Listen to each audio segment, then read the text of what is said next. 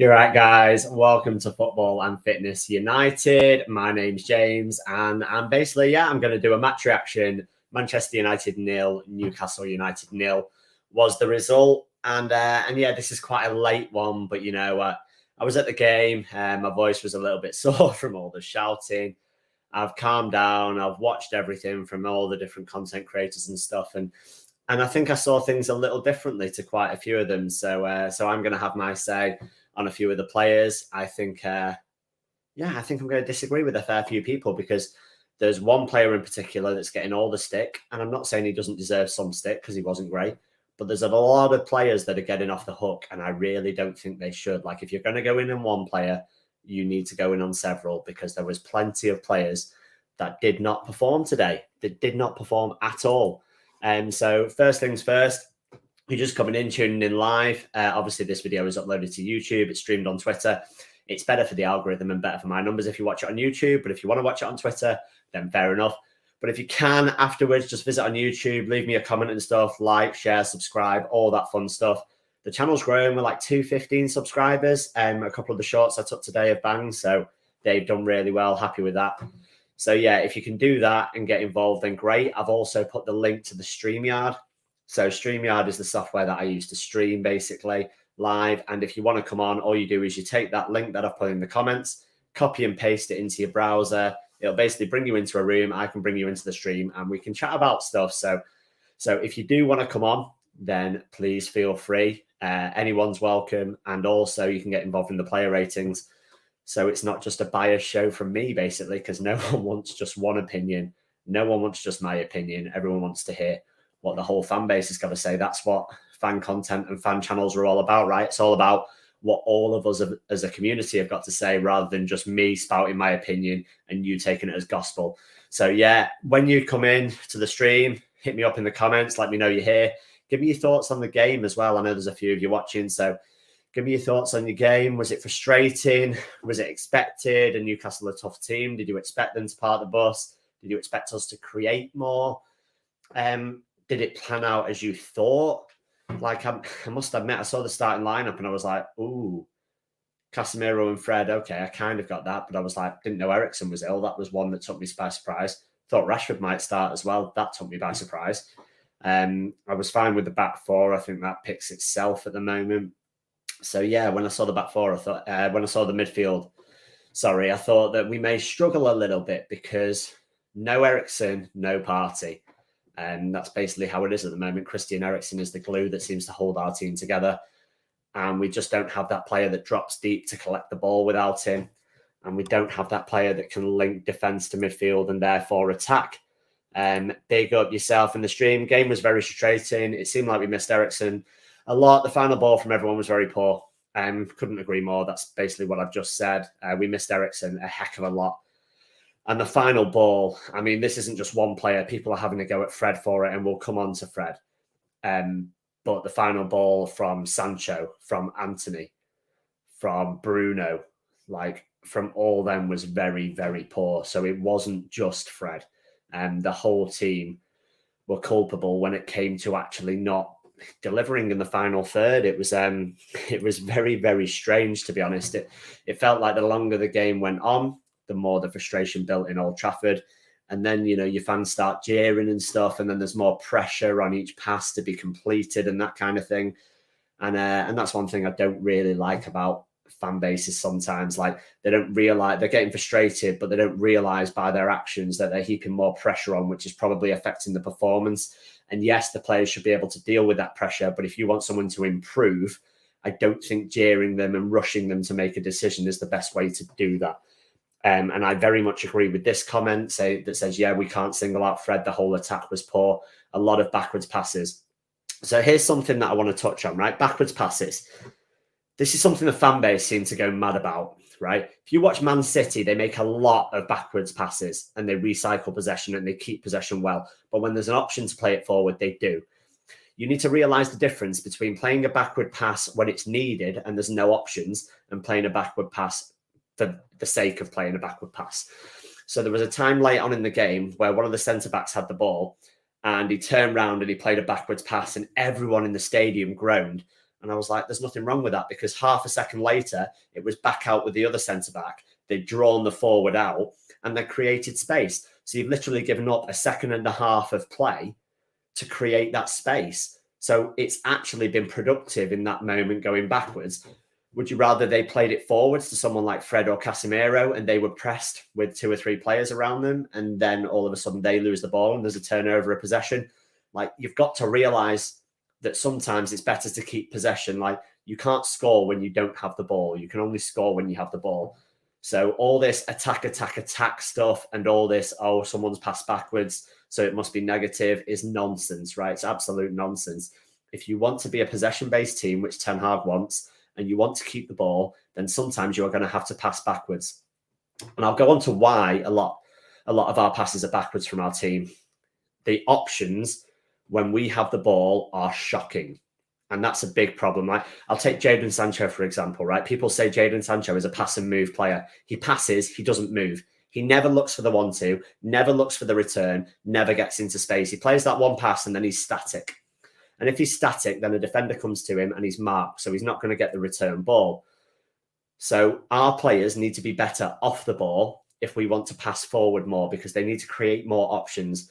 There's so many times you watch City play or you watch another team playing and the person on the ball has 3 or 4 options. They never have 3 or 4 options at Man United. This is why we're always talking about a press-resistant midfielder, because all our players are always marked and we don't have a player that can, drop a shoulder, do a quick turn and get past someone, because that's what we think we need.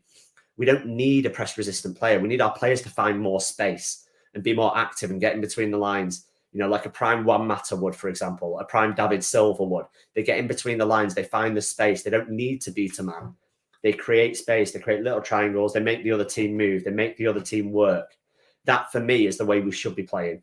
Not relying on one press-resistant midfielder that can beat one player or two. What good is that in the grand scheme of things? I don't get it.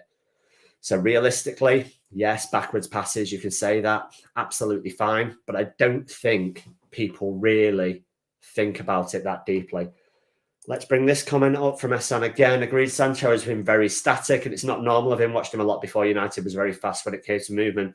Yeah, but I think people are a product of their environment.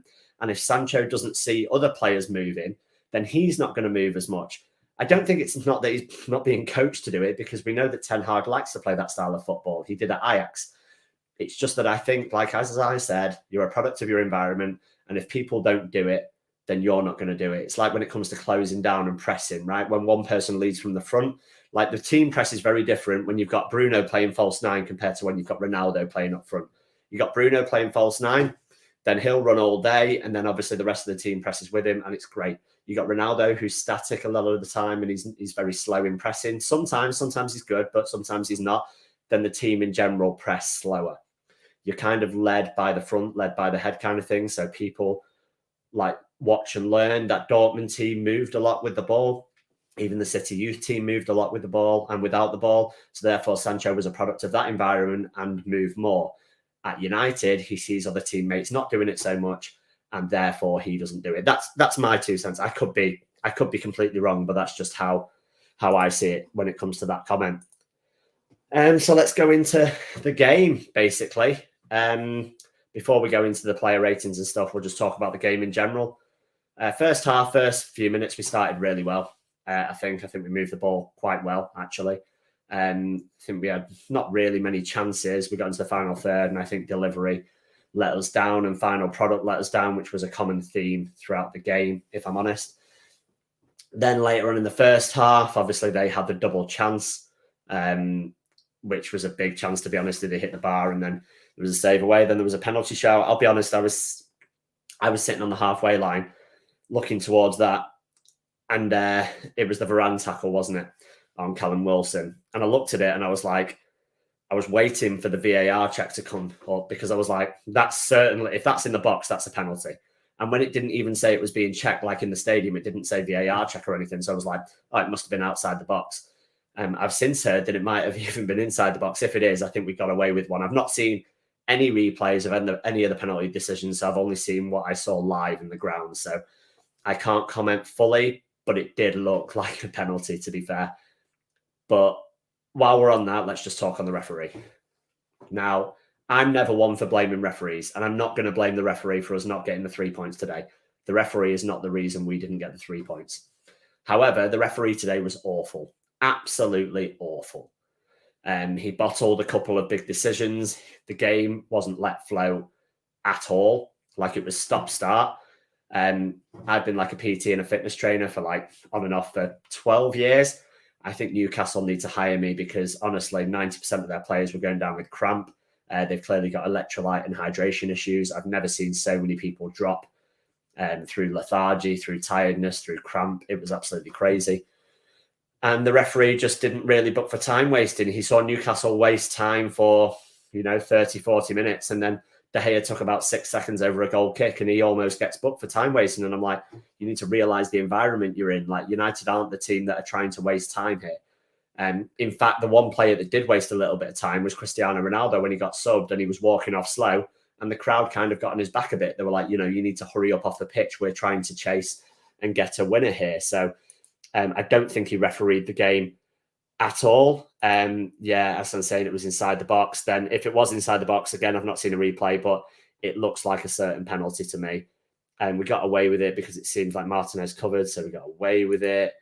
Horrendous official. I hate blaming them, but he was so bad today. He was Newcastle's 12th man. Listen, if you say we got away with the penalty, then I don't think he was Newcastle's 12th man. I just think he was very poor. Like, all I want from referees is the consistency and performance. And like I said, even if he doesn't give that penalty, we still have time to score the goal and take initiative ourselves. And the fact that we didn't, for me, I just hate to blame referees. And big up Brush in the house. Hashtag Glazers out. I put up a little short before, which was basically as the teams walked out, we're singing Glazers out. There was a couple of, stand up if you hate Glazers and all that. So that's good to keep that going. It wasn't as strong as I would wish. The protest didn't seem to materialize at all. So we do need to keep that pressure on because we do know that they're a problem at the club. And like I said, the StreamYard is at the top and the link is there at the top of the chat. So I know, Brush, you've been on before. If anyone else wants to come on, then just jump on the stream and we'll get on it. But yeah, second half, we created a little bit more maybe. The substitution was made. Marcus Rashford eventually came on. And there's two big chances in the game, right? They both come from Rashford, ironically enough. So when it comes to player ratings in a bit, yes, you're going to see. I'll touch on Rashford's now because, yes, he missed the chance, but he did actually influence the game and we looked far more creative when he came on playing that role instead of Ronaldo, actually. So big up to Marcus because I actually think he played really well on Thursday. He just didn't score. I think his all-round game looked good. I think he looked sharp. So I was happy to see that, to be fair. But yeah, he created stuff when he came on. The first chance where he goes down the line, pulls it back for Fred. Again, not seen any replays, but from what I've heard, he went at it with his strong foot, let it roll across his right, opened up his left and missed the target. Should do better. I've heard it was an open net. So yeah, he's got to do better there, actually. I think there's things that Fred did do well today, and I'm probably going to get hate for that, but I thought he got about the pitch quite well. But unfortunately, and he was scapegoated a little bit, but in general, it wasn't a good performance. Like he was absolutely woeful on the ball today. And that's what he's going to get judged on, unfortunately, because that's what a lot of people are going to talk about and a lot of people are going to judge.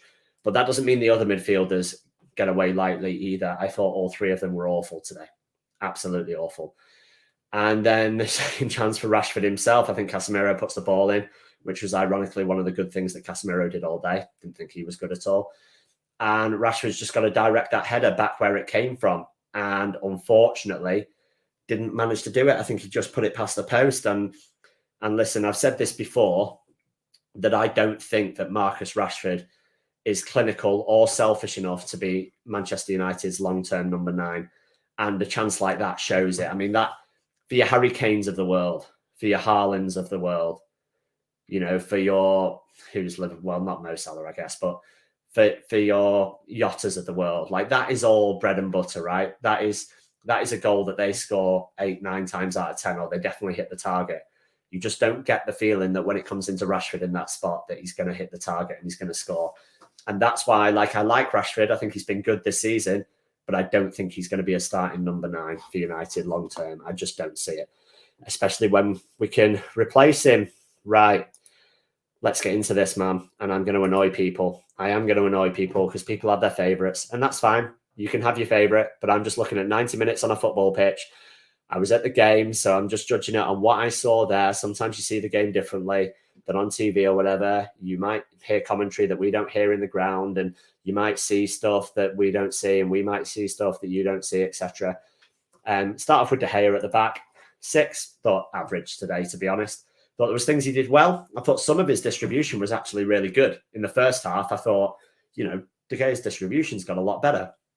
Then in the second half, I don't think it was great. And actually what happened, and you noticed it, the crowd were getting on his back a little bit. So later on in the game, he just started, rolling out the ball. Like as soon as he got it, because the crowd would jeer, he'd just roll out the ball like 3-4 yards to Martinez or Varane basically every time, just to get rid of it so that he wasn't the person that had to take the responsibility. There was also a goal kick that like Martinez took instead of De Gea, which was a bit strange. But yeah, distribution, good first half, not so good second half. Didn't really have anything to do, to be fair. So yeah, a 6 for De Gea. Again, on the back line, we kept a clean sheet. And I thought our defence in general was good. I thought this guy was the worst of the bunch. And it was Diogo Dalot. About Dalot, let me see. I think he's looking a bit tired. I think he's playing all our games at right back because we've got no other options. I think Erik ten Hag doesn't see Wan-Bissaka in his plans at all, whether he's fit or not. I think if you go back to the press conference when Ten Hag was asked about Dalot and, he's your only real option at right back, he mentioned the fact that he had Malacia and Lindelof that can play there as well. He didn't mention Wan-Bissaka. And considering he mentioned 2 other options, one of which is a centre-back and the other of which is a left-footed left-back, then that tells you everything you need to know really about Ten Hag's thoughts on Wan-Bissaka. I don't think Dalot was good today, though. I don't think... Defensively, he wasn't bad. Going forward, he wasn't good. That right-hand side, I don't think was good. I don't think Anthony really worked today, and I definitely don't think Dalot offered enough. I thought he was poor on the ball, especially first half. He gave away a lot of the ball, kicked it out into touch a lot. I don't think he looks assured. I think he looks tired. He needs a rest, but we're in a situation where we can't afford to rest him, unfortunately, because he is literally our only natural right back that we have fit at the club at the moment. It's a really strange situation we've let ourselves get into. So Dalot, the worst of the defence for me. The 2 centre-backs, I can't really split them. I gave them both 6s, both average to good performances, to be honest. They're probably both a 6.5. I didn't think they did enough to give them a 7, but 6s for Martinez and Varane. I thought Martinez was a little sloppy on the ball in the first half, if I'm honest. I thought he's very good off the ball. Like, he delays his interceptions and stuff, so he doesn't lunge in. He times when he's going to go in and try and win the ball very, very well, which I like with Martinez. He doesn't lunge in. He's the complete opposite of a Harry Maguire in that sense. But I just think on the ball, there was a couple of times where he played an absolute hospital pass in the first half, and I couldn't believe he played it. But I think sometimes because he's got the ability to play a certain ball, he tries it a lot when he doesn't need to. And yeah, just for me, he could have done a little bit better. And then Varane, again, solid. I'm much happier with United's defence when Rafael Varane is on the pitch. He's very lucky, in fairness, by all accounts, to not give away a penalty. So maybe he could have been a 5. I think had that penalty been given, he probably is a 5 and not a 6. But looked assured and confident on the ball. And I want to touch on, there was a comment before about United, Newcastle being a really big team, and they were. Like, that's one thing you noticed in the flesh, like just how big they were. They obviously brought Chris Wood on late on, but they had like Dan Burn. They had a couple of other players that are just absolute units. Then they brought like Lascelles on late, and they just had like so much height. So people like Varane had an important job, because with the exception of Varane and maybe Ronaldo, we didn't really have much height in the team. Obviously, we've got a midfield 3 of Fred, Casemiro, and Bruno. They don't have much height between them at all. The fullbacks aren't particularly tall. I think we had Luke Shaw on Dan Burn for almost all corners and free kicks, which seemed like a mismatch. But one thing I do like about Luke Shaw is he's very, very tough, aggressive, and combative in the air. So he doesn't let people win things easily. So that was good. And moving on to Shaw, I've not put it here, but I do actually think he was my man of the match, to be honest. I thought he was good. I thought he showed passion to get forward on the left. Nothing came down their right-hand side. I think he nullified their right side. I thought he was progressive with the ball. I thought his control was very good. His passing was good. His movement was good. And obviously defensively he was solid, because we didn't concede. So yeah, very happy with Shaw. I think people need to realise, and maybe they will realise with Dalot's dip in form, that competition for places is a good thing, right? These people that are here say, oh, Luke Shaw's been here for 7, 8 years. We can't rely on him. We can't rely on him. We can't rely on him. It's like, yes, that very much might be true. But right now, you're a Manchester United fan. You're not a Tyrone Malacia fan. You're a Manchester United fan. Malacia deservedly had his spot. He then had a couple of games where he didn't play too well. He deservedly lost his spot. Luke Shaw came in, and ever since, he's been very good. So Luke Shaw deserves that shirt. If Luke Shaw's performance then drops, then Malacia will come back in and vice versa. And that's called competition for places. And that is very healthy at a club the size of Manchester United. Because Dalot's form was very good for most of the season. It's now dropped for the last 2 or 3 games. But what do? We've got no Ethan Laird. We've got no Wan-Bissaka. What do? We've got no option. So competition for places is very healthy. So whether you think Luke Shaw is a ridiculous professional for only losing all this weight when all of a sudden he's got competition, I don't care about that. We need a fit and firing Luke Shaw at Manchester United for competition for places. And at the moment, he is our best and starting left back. And it's as simple as that. And the problem is with the fan base sometimes, Luke Shaw can't win. He's fat and he's overweight. He's lazy. So he loses all the weight and people are like, oh, I can't believe he's lost weight. He only does it when there's competition. Can't win either way. So you need to realise that Manchester United are a better team when Luke Shaw is playing well. Luke Shaw is playing very well at the moment. He pulls on that Manchester United shirt. And if he pulls on that Manchester United shirt, you should want him to perform as well as he possibly can. And Luke Shaw today was very good. I think he was my man of the match. I really do. Brush saying, I think Burn is about 6'7". He's massive, mate. Honestly. And Luke Shaw did a good job on him on corners. It was amazing that he was on him. I don't know what people want. They complain Shaw was fat, and now that he's in shape, the narrative is he only bothers. Exactly what I just said, bro. I didn't even see that comment, but that is exactly what I just said. You can't please some people. And unfortunately, what's popular at the moment in the fan base is people like, if you have an agenda or you like rant about someone, then you get followers. It's fine. Like, if that's what people want to hear and that's what people want to portray, then absolutely fine. But I'm a Manchester United fan. I'm not a Tyrone Malacia fan. I'm not an Anthony Martial fan. I'm not a Scott McTominay fan. I'm not a Harry Maguire fan. I'm not a Bruno Fernandes fan. I'm not a Marcus Rashford fan. I'm a Manchester United fan. That means anyone, whether it's Maguire, McTominay, Rashford, Martial, Casemiro, De Gea, whoever pulls on that shirt, I will support for the 90 minutes or until they get taken off that pitch. I don't care whether they drop a stinker or whether they drop a worldie. They're going to get my full support for that entire time.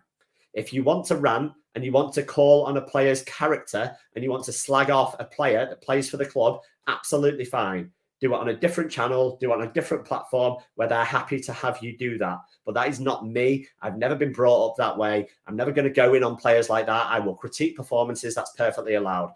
As soon as you question people's characters or call people frauds or tell them to get out of the club, that is not cool. That's not what a fan does. You can have your opinion. You can absolutely have your opinion, and you're entitled to it as much as I'm entitled to it, as much as any fan is entitled to opinion. But as soon as you move away from criticism of a performance and you move on to criticizing a person's character or their personality, that becomes abuse. That's when criticism moves into abuse. And I'm not going to take kindly to people abusing anyone at my football club. So I'm sorry if that comes off as a rant, and people are probably going to share it and stuff, and that's fine. But I'm not okay with people slagging off players of our football club. Brush saying, should he have left a few years ago? Probably. Are his wages too high? Yes, but currently as our player and he's doing a job, so we should get behind him and be happy. Exactly the same with everyone, mate. Exactly the same with everyone. If they are our player and they're doing well, then I'm all for it, right? If Varane gets injured or Martinez gets injured, right, and Maguire comes in for the next game, for the Spurs game, let's just call it hypothetical, right? So Maguire comes in for the Spurs game. You will have people booing from minute one, hoping he makes a mistake. So they can get on their high horse and say, I told you this. I told you he wasn't good enough. I said this all along. I did this. You know what? I don't care. I don't care about your narrative. I don't care about your agenda. That player is put on a Manchester United shirt. You want Manchester United to win. If you want Manchester United to win, you should want that player to play well. And therefore, you should get behind that player. You shouldn't let your agenda, your prior thoughts go into that. You are analysing a Manchester United performance, a player's performance. You're not supporting a player based on what they've done in the past. You're supporting the players that are on that pitch today to get the performance that they deserve today. And this is my final thoughts on it, because I'm going to stop this rant now. Constructive criticism is fine, but we hear all out slander mostly. And that's the common thing. And unfortunately, that's what people want to see. That's what people hit the subscribe button for. That's what people hit the follow button for. That's what gets all the clicks. And that's what people are all obsessed with. But unfortunately, I've started this and I've said all along, all I want to do is speak United, right? I've chatted about United my whole life. I've had season tickets on and off for the last 25 years. All I want to do is speak about United. If you put a camera in my face, I'm going to say exactly the same as I do in the ground. That's simple. There's certain people that you put a camera in front of their face and they're a whole different person. It's like watching Coronation Street, mate, or EastEnders. Like all of a sudden, this persona, what do people want to hear? What can I say now that will go viral? What can I say that people will react to? Don't get it. You're not a Manchester United fan to turn them into a soap opera. You're a Manchester United fan to support your club and want them winning. I was sad that Maguire got booed in Australia pre-season. Don't get me wrong, I'm not a fan of his, but surely we should be encouraging him. Exactly the same. Makes no sense to boo our players. Always said this, mate. Like, if you're doing a piss poor job at work, and there's plenty of us that do, then you're not going to improve by people slating your performance. You're going to improve by people putting an arm around you and trying to help you get better. And that's what we need to do with our players. Simple. And this is the final thing on it. Player FC belongs in the bin. This is Manchester United FC. Support the team, not just an individual. Couldn't agree more. Couldn't agree more, honestly. Like, I am so done with the whole Player FC thing. I'm distancing myself from anyone that's Player FC, from anyone that's going in on players or supporting players or saying, I told you this, I told you this, you need to listen to me, I'm going to back this up, like, honestly, I don't care. It's all me, me, me, me. You're hoping for particular things to happen so you can be proven right on your agenda. Guess who gives a shit about your agenda? No one. Literally no one. It's so fucking funny. It's crazy, honestly. Absolutely mental. So defense out the way. Speaking of agendas, people think I have one on this person. Let's talk about positive agendas, right? Because when it comes to agendas, people often, they see a name on the back of a shirt and they let them get away with murder, right? Fred was the worst player on the pitch today. I will agree Fred was the worst player on the pitch. Do you know who wasn't far behind? This man. But no one will talk about it. No one will talk about it because the golden boy, one of the best CDMs in the world, and no one will speak about how poor Casemiro was today. They'll be like, oh, we made interceptions. The majority of interceptions went to opposition players. Fred also made plenty of interceptions, but people won't speak about that. On the ball, terrible. Made one good pass in the end, like should have got the assist for Rashford if he scores the header, but he was not good today. Not good. Awful in all 50-50s. Not offering anywhere near enough, not tenacious enough. No awareness of where anyone was round on the pitch, like none. And if you're going to go in on Fred, which you're perfectly entitled to, if you want to go down that route, then you need to go on this man as well, because he was not good enough today. He was not good enough. And on Fred, yeah, 3. Worst player on the pitch. And he was the worst player on the pitch today. And I'm perfectly happy saying that. And it's not an agenda. Do I think Fred is good enough to be in a Manchester United midfield long term? Probably not. But we want him to play well because he has to come into this team, right? He has to come into this team when we get injuries, like Eriksen was sick today, and he has a job to do. Unfortunately, he didn't do that job today. Eddie Howe planned it perfectly, right? It was like people are talking about how bad United were. And United weren't great, but I don't think they were awful. But Eddie Howe, it was like a defensive masterclass, basically, because they were very, very organised, very hard to break down. And they made sure that the spare man that the ball always came to in space was Fred. And we know that he's our worst person on the ball out of those 3, out of Casemiro and Bruno and Fred. So to give him space and time on the ball made complete sense. And I thought Newcastle did that perfectly today. And, you know, he didn't pull off the worldie that he did against Crystal Palace. So if he doesn't offer that, he's not going to offer the cut through, like slice your defense open passes. That's not his game. The place to play Fred, if you are going to play him, is higher up the pitch where he can win the ball and then he can distribute it close to someone like a Bruno when he's playing well, or like an Eriksen, who can then find the tougher passes. When the onus is on Fred to be creative, he's obviously not got that in his locker. So he's going to have a poor game, and he wasn't good. But the other person in the midfield 3 had a really poor game. Where was Bruno? Because apart from throwing his arms about, flailing in the air and feigning injuries, going down holding his face, didn't see him. Didn't see him at all. Where is this creative midfielder that we apparently signed? Where's this person that in his first season got 21 goals or assists or whatever, like goal contributions in the first year he was here, and everyone said he's the second coming of Jesus, and then all of a sudden, without penalties and stuff, he's dropped off. He doesn't create anywhere near as much. His form has been poor at best this season. He's not been good enough. So, yes, Fred was not good today. But if you are letting Casemiro off and you're letting Bruno Fernandes off, then you've got an issue with a certain player and an agenda with a certain player, because you don't want to see them do well, because all three of them were very, very poor today. We had no control in that midfield and no creativity going forward, and all three of them were poor. And like I've linked the midfield together, I'm also going to link the forward players together, because I don't think there was much to split them. I don't think Ronaldo got enough of the ball, and I don't think he offered enough to get enough of the ball. I don't think Sancho created enough. I don't think he got involved in tackles and stuff enough. I don't think his movement off the ball was good at all. Sancho's just not direct. He's not that type of player. So all you do is you see the space and you want him to run into it, Rashford-esque, and he cuts back every time. And then the movement off the ball is poor. So there's no options. And if he does find a United player, his movement's then poor and he doesn't provide an option. So Sancho, not great. I'm going to give him a 5 today. Anthony on the other side, similar performance, but different reasons, really. So Anthony's stronger in the tackle. Defensively, he's better than a Jadon Sancho. Offensively, he beats a man. Love that. He's got the confidence to beat a man. Love that. But his final product, geez. The final product down that right-hand side today with Dalot and Anthony, it was, oh my God. Like, you've got Cristiano Ronaldo in the box, right? One of the best headers of the ball the world has seen, probably. And you just can't find him. You can't even get close to finding him. Like, I'll tell you what was funny. Went down into the concourse at halftime and they show the highlights from the first half, right? And they had so little happened in that first half that they showed the replay of that overhit cross by Anthony that must have been about 4 foot over Ronaldo's head.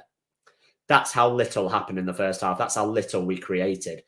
And that's how bad the deliveries were, honestly. Like, the deliveries from Sancho and Anthony were non-existent. And that's the reason this guy gets a 5 as well. Didn't offer enough, wasn't involved in the play. And if he's not going to be involved in the link-up play, I'm fine with that. Like, I am absolutely fine if he's going to play like the Haaland role or the Kane role and just stay in the box and get your goals. Excuse me. I'm all for that.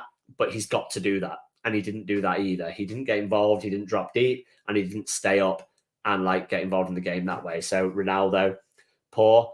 And lastly, for me, there was one substitution, and it was Rashford. And he gets one of the highest marks, to be honest, even though he missed that chance at the end. He gets a 6, like an average 6 from me, simply because he had an effect when he came on. We created more. We looked more of a threat. He was more direct. He ran in behind once. He created space in the box once. His movement was good. His energy was good. He looked like dynamic in his warm-up. I'm happy with what I'm seeing from Marcus Rashford at the moment. Like, on Thursday, excuse me, against Ammonia, he had what I would consider a pretty good performance. Just couldn't put the ball in the back of the net. Very similar to Cristiano Ronaldo the week before against Ammonia. And what happened? Ronaldo came on Everton and scored, right? And I have no doubt that Rashford will score if he carries on doing that and creating that many chances for himself. He's not as good a finisher as Ronaldo, obviously. But the fact that he's getting in those spaces is a very good thing. And I was happy to see the directness. It's a confident Marcus Rashford that we're seeing at the moment. It's a very sharp Marcus Rashford, probably the sharpest I've seen him in a while, actually, which I'm very happy to see, because his form, let's face it fell off a cliff last season. He looked down in the dumps. I think, was it the Wolves game where he got substituted after about 85 minutes and they zoomed in on him on the bench and he almost looked like he was about to cry. He looked done with football. So it's really good to see a resurgent Marcus Rashford. I'm very happy to see that. Just going to move into the comments. I wonder if Sancho down the middle as a 10 false 9 might be an option. He obviously has the technical ability. This would make up for his lack of pace on the wings. Concentration needs work, though. You can only test it, mate. If Ten Hag sees something in training. God, my voice is sore from all the shouting today. Jeez. It may work. Like, it's up to Ten Hag, though, isn't it? I think we definitely have a lack of options as a 9 as well. So if we have a lack of options, then maybe that may be something to look into. Jadon Sancho is very, very talented. Very talented. But when everyone's fit, I think there's an argument that Martial plays number 9. I think he's our best striker currently through the middle. I think he's our best striking option. there's an argument for Anthony playing on the right. And then if it comes down to Sancho or Rashford on the left, I think there's only one person there at the moment, and it's Marcus Rashford. So Sancho has a lot of work to do to keep his place in the team if Martial gets back fit. I really do. I think that's the case. And then Rashford had such an atrocious season last year. I wasn't sure we were going to go with him, but no doubt Eric's belief in him has really helped him. Marcus Rashford is a huge confidence player. Huge confidence player. Anyone that knows him knows that. Like, look, when he was on top of the world, like PSG in 19, was it? And then obviously you've got the COVID season and stuff, confidence high, playing really well. But all of a sudden he plays no time at the Euros. He gets taken when he's injured. He gets brought on in the final, misses a penalty, comes back, comes back to like racial abuse, suffers all kind of abuse, gets abuse to his family, gets death threats, gets all this kind of stuff. And obviously that's going to have an effect. And it did on Marcus Rashford, and his form dropped dramatically. And I'm not necessarily blaming him for that. Like, obviously it's horrendous to go through. I'm just glad that he's come out the other side of it and he looks like he's becoming a player again, because people thought he was done. People were begging to sell him to PSG and all that kind of stuff. So I'm happy that, because I think he can play a role in this Manchester United team. I'm certain of that. I really, really am. Do I think he's a natural born finisher? No. But do I think he's got no football intelligence like people say? No. He's just got a different game to someone like a Martial, who they think is a very intelligent footballer. And at the moment, if you say who brings more to Manchester United, Martial or Rashford, well, Rashford brings something to the pitch, whereas Martial brings something to the physio room. So there's not even a discussion to be had there at the moment. I'd much rather a player that can play than a player that can't. But yeah, that's been that, guys. It was Manchester United 0, Newcastle United 0. It was very, very disappointing, if I'm honest. It was a tough day at Old Trafford. At least the weather was good, and we didn't have any rain in Manchester, which was a first. But we go again on Wednesday. We've got Spurs, and then Chelsea at the weekend. Then we've got Sheriff. Then we've got West Ham. Then we got Sociedad. Then we got Villa. Those games are coming thick and fast. Expensive on the bank account, but it also means lots of content should be coming. So, like always, if you want to get involved, then obviously hit me up and we'll film reactions and stuff, or get you on a show. Thinking of doing a panel show as well. So if you want to get involved in that, then let me know. But apart from that, yeah, disappointing result. Keeps us in 5th in the table. I thought it was a chance for us today, because I thought a couple of big teams were playing each other. A lot of the big teams playing away from home. They all seem to get results. I know Arsenal won, Chelsea won, Liverpool won, which was annoying. But yeah, opportunity missed for Manchester United, I'm afraid. But we go again Wednesday, and let's hope for a better result against Spurs, because we need it. And as Brush says, big week ahead. Let's hope for better against Spurs. And let's face it, it's only Spurs, right? So we know exactly what's going to happen. Lads, it's Spurs, as Keno once said. I've been James. This has been Football and Fitness United, and we'll see you next time. Cheers, guys.